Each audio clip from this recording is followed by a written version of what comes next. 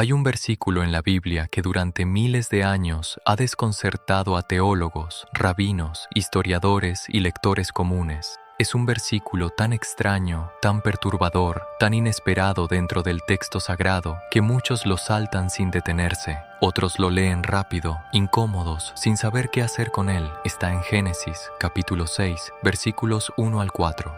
Y dice esto: Cuando los hombres comenzaron a multiplicarse sobre la faz de la tierra y les nacieron hijas, los hijos de Dios vieron que las hijas de los hombres eran hermosas y tomaron para sí mujeres de entre todas las que escogieron. Y el Señor dijo: No contenderá mi espíritu con el hombre para siempre, porque ciertamente él es carne, mas sus días serán 120 años. Había gigantes en la tierra en aquellos días, y también después que se llegaron los hijos de Dios a las hijas de los hombres, y les engendraron hijos. Estos fueron los valientes que desde la antigüedad fueron varones de renombre. ¿Quiénes son los hijos de Dios que tomaron mujeres humanas? ¿Quiénes son los gigantes que nacieron de esa unión? ¿Por qué este relato aparece justo antes del diluvio de Noé? ¿Y qué tiene que ver todo esto con la corrupción de la humanidad que llevó a Dios a destruir el mundo con agua?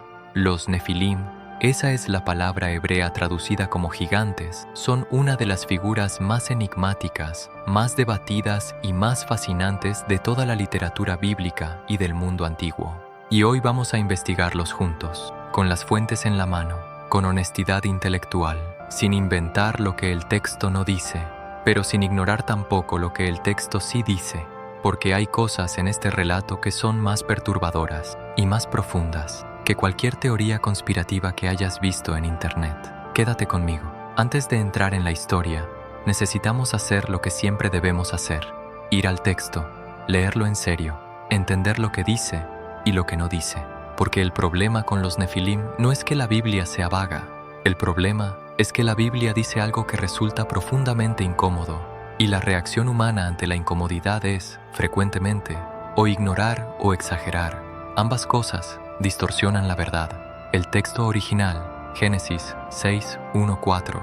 La palabra Nefilim, Nepilim en hebreo, aparece 2 veces en el Antiguo Testamento. La primera, en Génesis 6, 4, en el contexto que ya leímos. La segunda, en Números 13:33. Los espías que Moisés envió a explorar la tierra de Canaán regresan aterrorizados y dicen: También vimos allí gigantes, hijos de Anac, raza de los gigantes, y éramos nosotros, a nuestros propios ojos, como langostas, y así les parecíamos a ellos. 2 apariciones, 2 contextos completamente distintos, uno en el tiempo antes del diluvio, otro siglos después, en la época de Moisés. Lo que conecta ambos pasajes es el terror que esas figuras producen y su extraordinaria estatura física. Ahora bien, ¿qué significa exactamente la palabra Nefilim?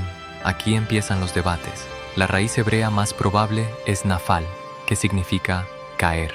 Nefilim podría traducirse entonces como los que caen, los caídos, o los que hacen caer a otros. Hay quienes interpretan los caídos como una referencia a su origen, seres que cayeron del cielo, ángeles que descendieron.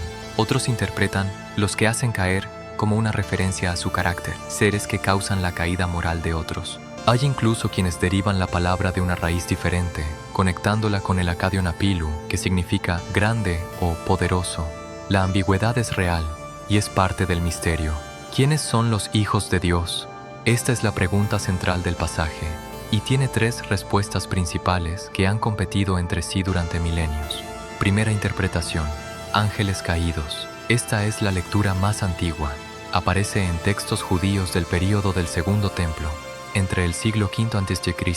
y el siglo I d.C., y fue la dominante entre los primeros escritores cristianos. La expresión hijos de Dios, Bene Ha-Elohim en hebreo, aparece en otros lugares del Antiguo Testamento, siempre refiriéndose a seres celestiales, no a seres humanos. En Job, capítulos 1 y 2, los hijos de Dios se presentan ante el Señor y Satanás está entre ellos. Claramente son figuras angélicas.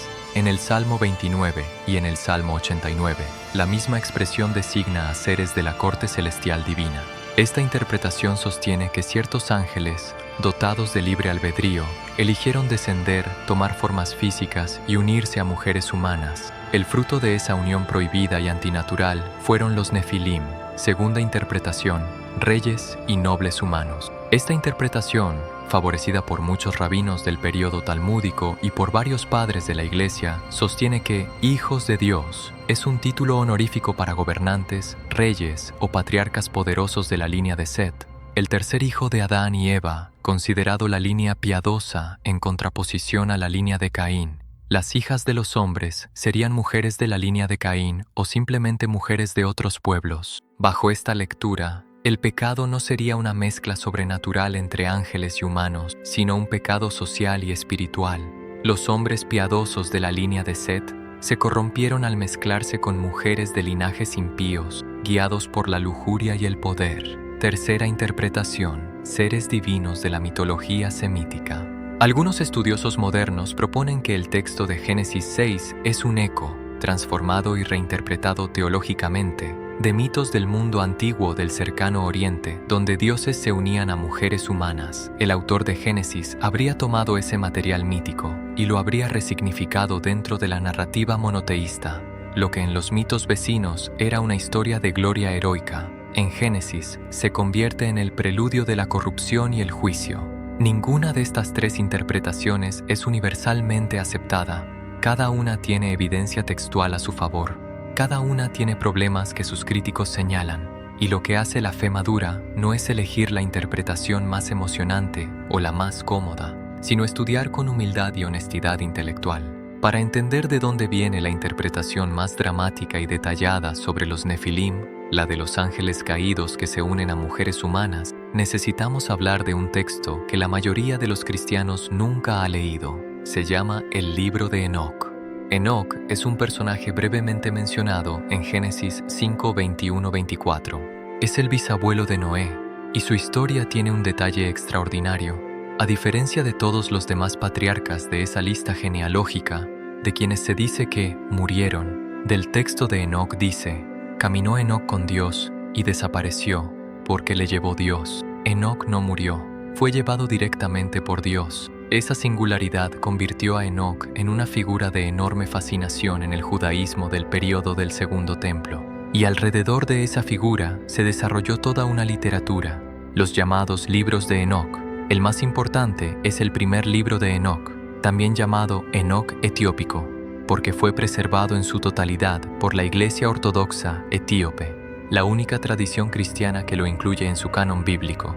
El libro fue escrito originalmente en hebreo o arameo, probablemente entre el siglo III y el siglo I a.C., aunque puede contener material más antiguo. Fue extraordinariamente popular en el período del Segundo Templo. Se encontraron varios fragmentos en el Mar Muerto, entre los manuscritos de Qumrán, y contiene la descripción más detallada que existe sobre lo que ocurrió en Génesis 6, la historia de los vigilantes, según Enoc. El libro de Enoc introduce una categoría específica de ángeles que no aparece con ese nombre en la Biblia canónica. Los vigilantes, en arameo, Irin. Según Enoc, los vigilantes eran ángeles cuya función era exactamente lo que su nombre sugiere: observar y cuidar a la humanidad.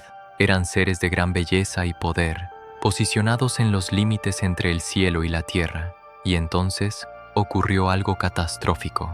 El libro de Enoc, en su sección llamada El libro de los vigilantes, capítulos 6 al 36, narra que 200 vigilantes, liderados por un ángel llamado Semiasa, tomaron una decisión colectiva y deliberada: descender a la tierra y tomar mujeres humanas como esposas. Semiasa era cauteloso, temía cargar con la culpa solo. Entonces hizo que todos los vigilantes juraran juntos un pacto de rebelión colectiva. Si iban a pecar, lo harían todos, y todos cargarían con la responsabilidad.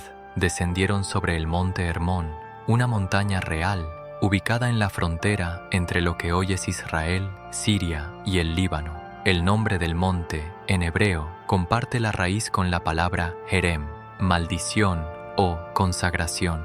El libro de Enoc hace un juego con ese nombre, el monte donde los vigilantes se comprometieron en su juramento maldito, y allí se unieron con las mujeres humanas. Las mujeres quedaron embarazadas y nacieron los Nefilim. Pero el libro de Enoc no se detiene en el horror de la unión prohibida. Lo que viene después es aún más perturbador.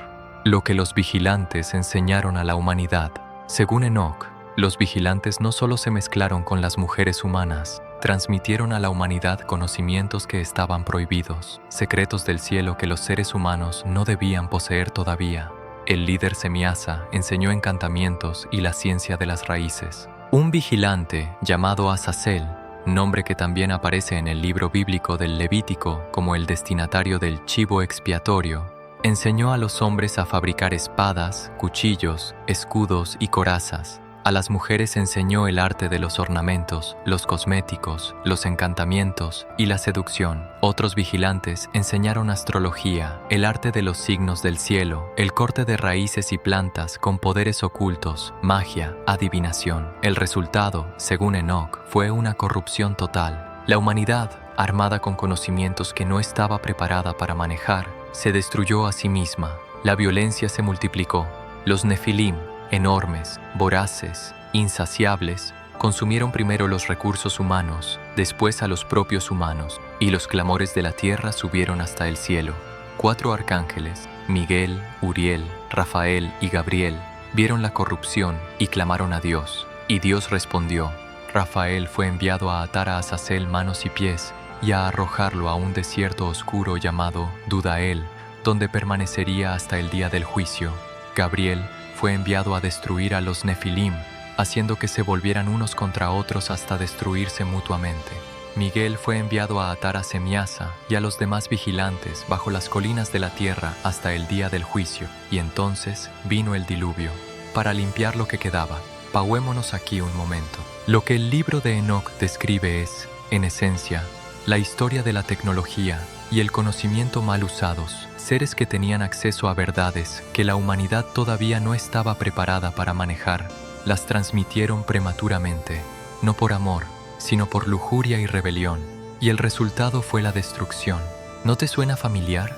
¿No hay algo en esa narrativa que resuena con el presente? La pregunta que Enoc hace al mundo antiguo no ha envejecido. ¿Qué ocurre cuando el conocimiento se separa de la sabiduría? ¿Cuando el poder se separa de la ética?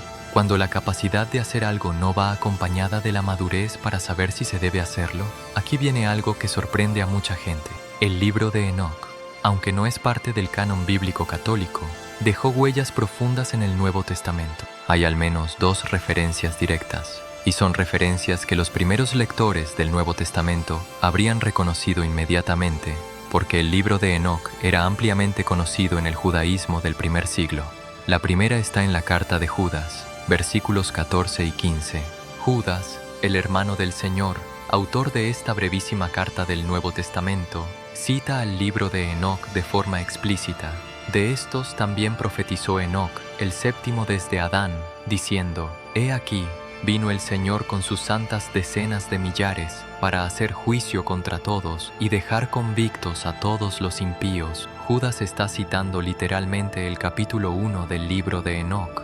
No parafrasea, cita, lo que significa que para Judas, y probablemente para sus lectores, Enoc era una fuente de autoridad espiritual reconocida. La segunda referencia está en la segunda carta de Pedro, capítulo 2, versículos 4 y 5.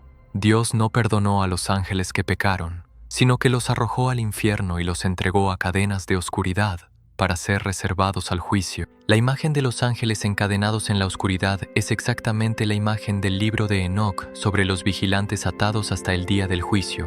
También hay una referencia en 1 Pedro, capítulo 3, versículo 19-20, donde se habla de que Cristo, después de su muerte, fue y predicó a los espíritus encarcelados, los que en otro tiempo desobedecieron, cuando la paciencia de Dios esperaba en los días de Noé. Muchos padres de la Iglesia interpretaron esos espíritus encarcelados como los vigilantes de la tradición enóquica, y hay una referencia velada en la carta de Judas, versículo 6, y a los ángeles que no guardaron su dignidad, sino que abandonaron su propia morada. Los ha guardado bajo oscuridad, en prisiones eternas, para el juicio del gran día. Lo que esto muestra es que la tradición sobre los ángeles caídos que se mezclaron con las mujeres humanas no era desconocida para los escritores del Nuevo Testamento. Ellos la conocían, la citaban, la usaban para ilustrar verdades teológicas sobre el juicio divino y la consecuencia del pecado. Eso no significa que el libro de Enoc sea inspirado al mismo nivel que la Biblia canónica. pero sí significa que ignorarlo completamente es ignorar parte del contexto cultural e intelectual dentro del cual el Nuevo Testamento fue escrito.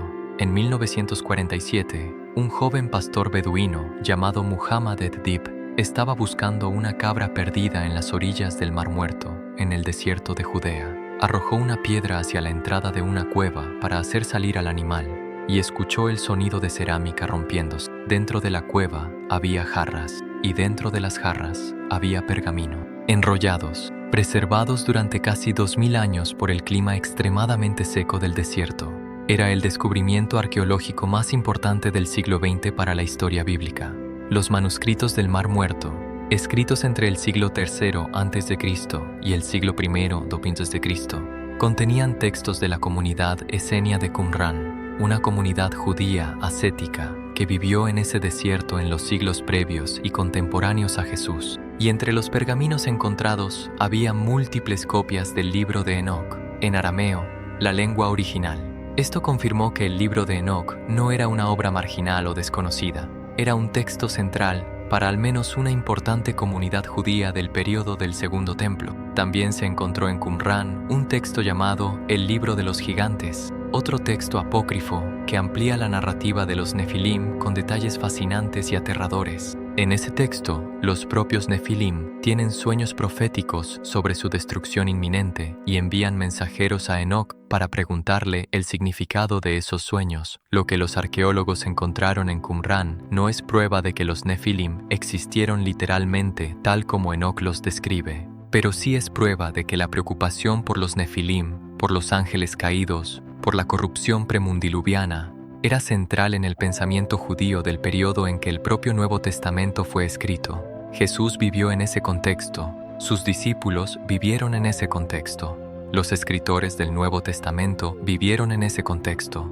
Ignorar eso es empobrecernos. Aquí vamos a hacer algo importante, separar lo que es real de lo que es fantasía digital. Internet está llena de afirmaciones sobre los Nefilim que no tienen ningún respaldo arqueológico. Supuestos esqueletos gigantes encontrados en distintas partes del mundo, fotografías manipuladas, teorías sobre razas de gigantes ocultas por instituciones científicas. Nada de eso es real. No existe evidencia arqueológica de seres humanos de 10 o 15 metros de altura. Las fotografías que circulan son montajes digitales. Los descubrimientos que se mencionan nunca aparecen en publicaciones científicas verificables. Dicho esto, y es importante decirlo con claridad, sí hay algo arqueológicamente real y fascinante que está en el fondo de estas narrativas. El mundo antiguo estaba poblado de tradiciones sobre seres extraordinarios, semidivinos, de estatura y poder sobrehumanos. Los griegos tenían a los titanes, hijos de dioses inmortales, de tamaño y fuerza descomunales, que fueron destruidos y encadenados bajo la tierra. La comparación con los Nefilim y los vigilantes encadenados hasta el día del juicio es llamativa. Los sumerios tenían a los Anunnaki, seres divinos que descendieron del cielo y se mezclaron con la humanidad. El paralelo con los hijos de Dios de Génesis es una de las razones por las que algunos académicos proponen que el relato bíblico es una reinterpretación monoteísta de material mitológico mesopotámico más antiguo. Los cananeos, los vecinos directos de Israel, tenían tradiciones sobre los Refaim, seres de estatura extraordinaria, asociados con los muertos y con poderes sobrenaturales. Los refaitas aparecen en la Biblia hebrea como uno de los pueblos preisraelitas de Canaán, y Goliat, el gigante filisteo que David venció, es asociado en algunas tradiciones con los descendientes de los refaitas. Hay también una realidad arqueológica que merece atención. En la región de Canaán y en el Levante existen estructuras megalíticas, enormes construcciones de piedra, cuyo origen y propósito siguen siendo debatidos. El más famoso es Baalbek, en el actual Líbano, donde hay bloques de piedra de más de 800 toneladas que forman parte de un complejo de templos. ¿Cómo fueron movidos esos bloques? La arqueología tiene respuestas técnicas, pero la escala de la empresa sigue siendo impresionante.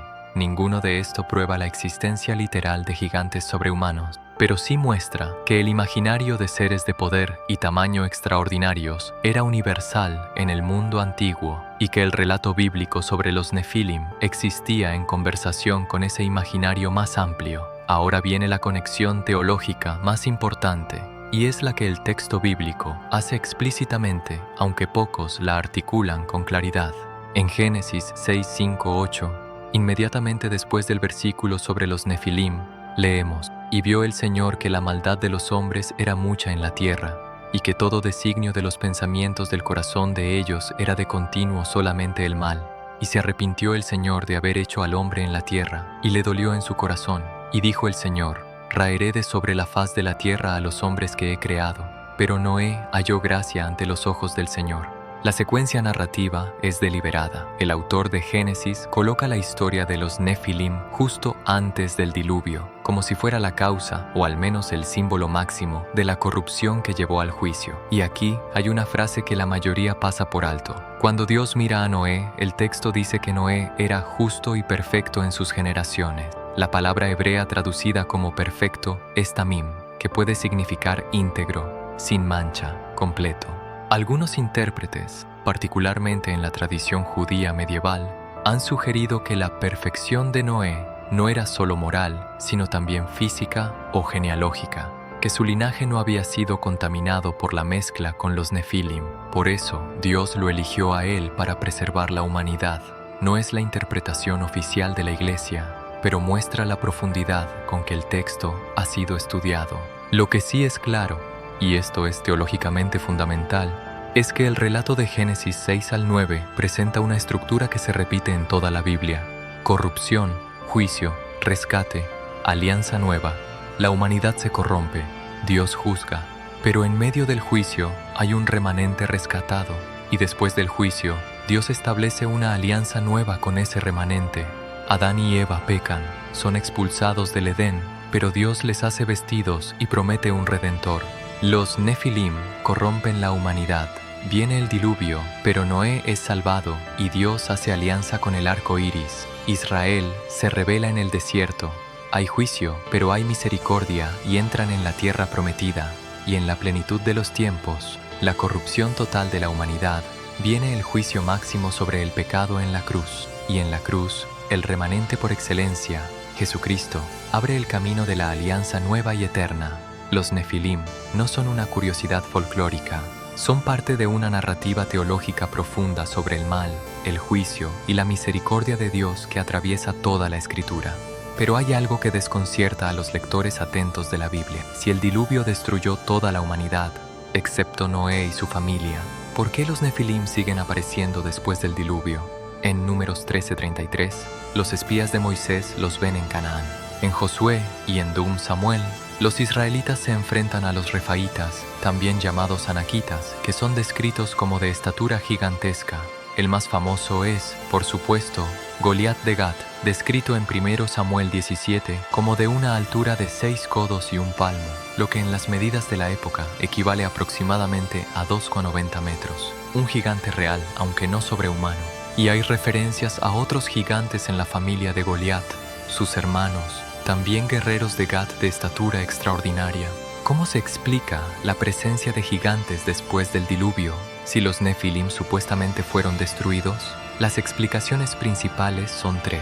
La primera, y la que la mayoría de los estudiosos modernos prefiere, es que el relato del diluvio en Génesis es una narrativa con alcance regional y teológico, no necesariamente un exterminio literal de toda forma de vida en el planeta entero. Los gigantes, posteriores al diluvio, serían descendientes de grupos humanos de estatura naturalmente elevada que no fueron afectados por el diluvio regional.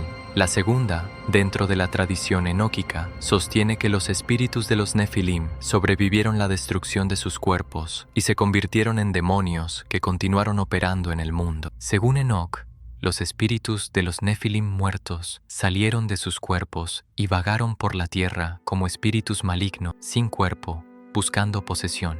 La tercera es simplemente que los Nefilim y los gigantes posteriores son fenómenos diferentes, que la tradición popular conectó retrospectivamente por su similitud superficial.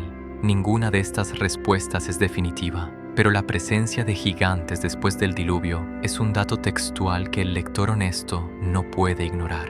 Lo que sí es claro es que cuando David venció a Goliat, un joven pastor contra un guerrero gigante y experimentado, el texto bíblico está haciendo algo más que contar una batalla heroica. Está diciendo: la amenaza que los israelitas no pudieron enfrentar en los días de Moisés, que los hizo sentir como langostas, ahora es derrotada por alguien que confía no en su fuerza, sino en el nombre del Señor. Tú vienes a mí con espada y lanza y jabalina, mas yo vengo a ti en el nombre del Señor de los ejércitos. 1 Samuel 17:45. El gigante, el Nefilim o su descendiente, que representaba todo lo que los seres humanos no podían vencer con sus propias fuerzas, cae ante la fe de un pastor. Eso es teología, no folclore. Llegamos al momento de la claridad doctrinal, porque hay mucha confusión sobre lo que la Iglesia realmente enseña y no enseña sobre los Nefilim. Lo que la Iglesia enseña. La Iglesia Católica enseña que los ángeles son seres espirituales reales, creados por Dios, dotados de inteligencia y voluntad. El Catecismo, párrafo 328, afirma la existencia de los seres espirituales, no corporales, que la Sagrada Escritura llama habitualmente ángeles, es una verdad de fe. La Iglesia enseña que algunos ángeles pecaron, eligieron el mal con plena conciencia y plena libertad. El Catecismo, párrafo 391, dice: detrás de la elección desobediente de nuestros primeros padres está una voz seductora opuesta a Dios. La Escritura y la tradición de la Iglesia ven en este ser un ángel caído. El Catecismo, párrafo 392, señala: la Escritura habla de un pecado de estos ángeles. Esta caída consiste en la elección libre de estos espíritus creados que rechazaron radical e irrevocablemente a Dios y su reino. Lo que la Iglesia no enseña. La Iglesia no tiene una posición doctrinal oficial sobre la identidad específica de los hijos de Dios de Génesis 6. Las tres interpretaciones, ángeles caídos, gobernantes humanos o seres míticos reinterpretados, han sido sostenidas por distintos padres y teólogos de la Iglesia a lo largo de la historia, sin que ninguna haya sido definida dogmáticamente. San Agustín, en La Ciudad de Dios, rechazó la interpretación de los ángeles que se unían físicamente con mujeres, considerándola incompatible con la naturaleza espiritual de los ángeles. Para Agustín, los hijos de Dios eran hombres piadosos de la línea de Set. San Justino Mártir, Tertuliano, Clemente de Alejandría y Orígenes, escritores más tempranos, aceptaron la interpretación de los ángeles caídos como la más natural. San Tomás de Aquino trató el tema con la sutileza que lo caracteriza. Reconoció la dificultad teológica de que seres puramente espirituales tuvieran descendencia física y propuso que los demonios podrían haber actuado como intermediarios, tomando semilla de hombres y transmitiéndola a las mujeres. Una solución intelectualmente ingeniosa, aunque especulativa. El libro de Enoc no es parte del canon bíblico católico, no es escritura inspirada según la definición del magisterio, pero tampoco es ignorado por los estudiosos católicos. Es un documento histórico valioso para entender el contexto en que el Nuevo Testamento fue escrito. La postura equilibrada, que es la que la fe madura adopta, es esta: los Nefilim son una realidad textual bíblica que merece ser estudiada con seriedad. El libro de Enoc es un documento histórico fascinante que ilumina ese texto. Y las especulaciones que van más allá de lo que los textos dicen, sobre razas de gigantes ocultas, sobre conspiraciones arqueológicas, sobre teorías alienígenas, no tienen fundamento ni en la Biblia ni en la arqueología. Antes del punto de giro, necesitamos hablar de algo que está ocurriendo en el mundo digital y que afecta directamente a personas de fe. Los Nefilim se han convertido en uno de los temas más populares en ciertos sectores de YouTube, de las redes sociales y de plataformas de podcast. Y la mayoría de ese contenido mezcla de forma irresponsable tres cosas completamente distintas. Primero, la narrativa bíblica y apócrifa real, que es fascinante por sí sola. Segundo, teorías pseudoarqueológicas, como los supuestos esqueletos gigantes, fotografiados que son montajes digitales, o afirmaciones sobre la Smithsonian Institution ocultando evidencia de gigantes, que no tienen ningún respaldo documental. Tercero, teorías del espacio antiguo, la idea de que los hijos de Dios eran extraterrestres, que los Anunnaki sumerios eran alienígenas que modificaron genéticamente a los seres humanos, que los Nefilim eran híbridos de ADN extraterrestre. Esta última categoría merece atención especial. La teoría del espacio antiguo, popularizada por autores como Zecharia Sitchin en los años 1970, parte de una lectura deliberadamente errónea de los textos sumerios. Sitchin afirmó que los Anunnaki sumerios eran alienígenas de un planeta llamado Nibiru. Los académicos de estudios del antiguo Oriente Próximo, creyentes y no creyentes, han rechazado estas interpretaciones de forma unánime, señalando errores fundamentales de traducción y metodología. Pero en Internet, lo dramático siempre vence a lo preciso, y millones de personas, incluyendo personas de fe, absorben estas teorías como si fueran evidencia histórica real. ¿Por qué importa esto para la fe? Porque cuando alguien mezcla la narrativa bíblica con pseudociencia y teorías conspirativas, el resultado no es más fe, es confusión. Es una fe que no puede sostenerse ante el primer cuestionamiento serio. Es un castillo de naipes que se derrumba con la primera brisa de pensamiento crítico. La fe cristiana no necesita gigantes alienígenas para ser verdadera. No necesita conspiraciones arqueológicas para tener peso. La historia de los Nefilim, tal como el texto bíblico la presenta y tal como la tradición la ha reflexionado, es suficientemente profunda, suficientemente perturbadora y suficientemente significativa sin necesitar embellecimientos fantásticos. Pensa por un momento, ¿cuántas veces recibiste información sobre la Biblia a través de videos o posts que mezclaban lo verdadero con lo inventado? ¿Cómo discernir? ¿Cuál es el criterio? La respuesta está en el hábito que la Iglesia siempre promovió: estudiar las fuentes directas, leer el texto, conocer la tradición, formarse en la fe con rigor. Ahora quiero hacerte una pregunta que creo que está en el fondo de todo el interés que los Nefilim generan. ¿Por qué tanta gente, incluyendo gente de fe, se siente tan atraída por estas historias? Creo que hay varias razones, pero la más profunda es esta. Los Nefilim encarnan una pregunta que cada ser humano lleva dentro, la pregunta sobre el mal. ¿De dónde viene el mal en el mundo? Si Dios es bueno y todopoderoso, ¿por qué hay sufrimiento, corrupción, violencia, injusticia? El relato de los Nefilim, en todas sus versiones, es un intento de responder esa pregunta. Hay fuerzas del mal que actúan en el mundo, hay una rebelión original que introdujo la corrupción, hay un enemigo que transmitió conocimientos prohibidos, que corrompió el buen orden de la creación, y esa pregunta, aunque la respuesta del libro de Enoch sea mitológica y no dogmática, apunta a algo que sí es revelación. El mal no es la última palabra. El bien, la justicia, la misericordia de Dios prevalecen. Los vigilantes fueron encadenados. Los Nefilim fueron destruidos, Noé fue salvado, y en la plenitud de los tiempos, el que vino a destruir las obras del diablo, como dice la primera carta de Juan, entró en la historia, no como un guerrero gigante, no como un semidios de poder sobrehumano, como un niño en un pesebre, como un carpintero de Galilea, como un hombre que murió en una cruz y resucitó al tercer día. El que venció al mal no lo hizo con fuerza sobrehumana, lo hizo con amor total, con obediencia perfecta, con la entrega de sí mismo. Eso es más revolucionario que cualquier historia de gigantes. Quiero hablar directamente contigo ahora. Tal vez llegaste a este video porque te fascina el misterio, porque la Biblia estándar te parece conocida y querías algo más, algo que sacudiera tu comprensión. Eso es legítimo, eso es curiosidad intelectual y es un buen punto de partida. Pero quiero decirte algo que nadie te dice en los videos sensacionalistas sobre los Nefilim.